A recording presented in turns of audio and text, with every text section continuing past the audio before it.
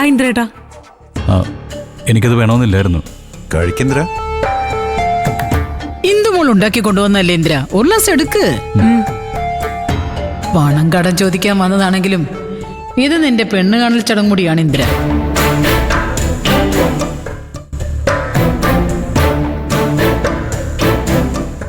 Anti, ആ ആ ആ, അച്ഛനും കൂടി കൊടുക്കുമോളെ. എനിക്കിപ്പോ വേണ്ട മോളെ, അച്ഛൻ കുറച്ചു മുമ്പ് ചായ കുടിച്ചതല്ലേ ഉള്ളൂ. ഓ, അതങ്ങ് കൊണ്ടുവച്ചേക്കും. ശരി അമ്മ.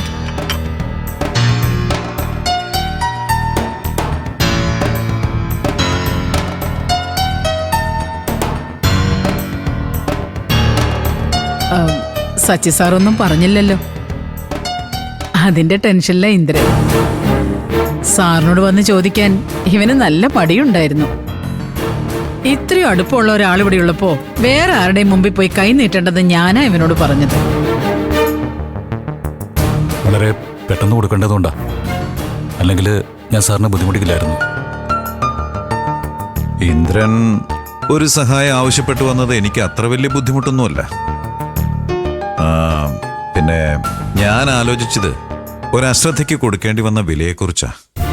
മദ്യപിച്ച് വണ്ടി ഓടിക്കുക, കൃത്യസമയത്ത് ലൈസൻസ് പുതുക്കാതിരിക്കുക, അതിന് കൊടുക്കേണ്ടി വരുന്ന വില 15 ലക്ഷം. എന്ത് ചെയ്യാനാ സാർ, അനീതിയുടെ ഭർത്താവായി പോയില്ലേ, തള്ളിക്കളയാൻ പറ്റുമോ? പണ്ടേ കുടുംബത്തിന് വേണ്ടി എന്ത് ചെയ്യുന്നവനാ ഇന്ദ്രനെന്ന് സാറിനറിയാലോ. സത്യം ചോദിച്ചാലും സച്ചി സാറ് പണം കൊടുക്കും. പക്ഷെ അവൻ ചോദിക്കാൻ തയ്യാറാവില്ല. ഓ, അവനിപ്പോ ഏറ്റവും വലുത് അവന്റെ ഭാര്യ അവർക്ക് പിറക്കാൻ പോകുന്ന കുഞ്ഞുവാ. ഇന്ദ്രന് പണം കൊടുത്താ പറഞ്ഞ സമയത്ത് തന്നെ ഇവനത് തിരിച്ചു തരും സാറേ.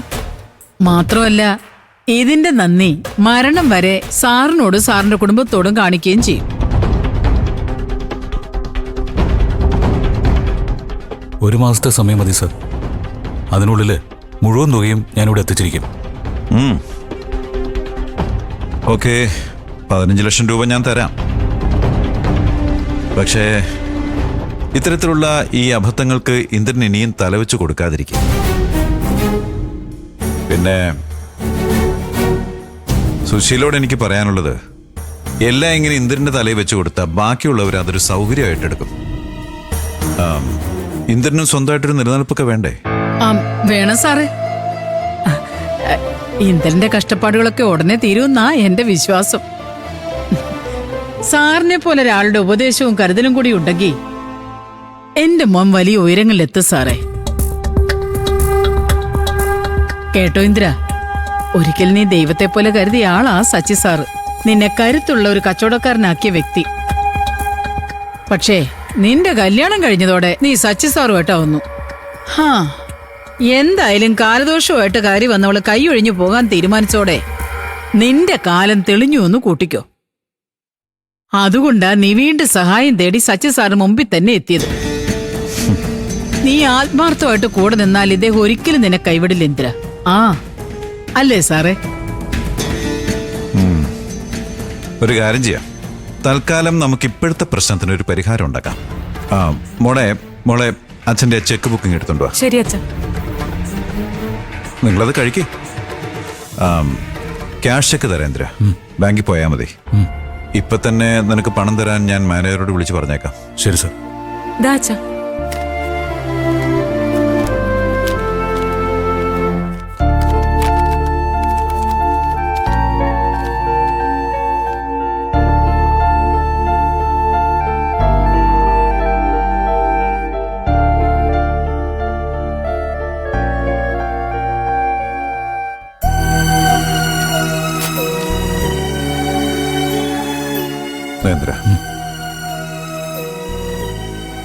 Thank you sir.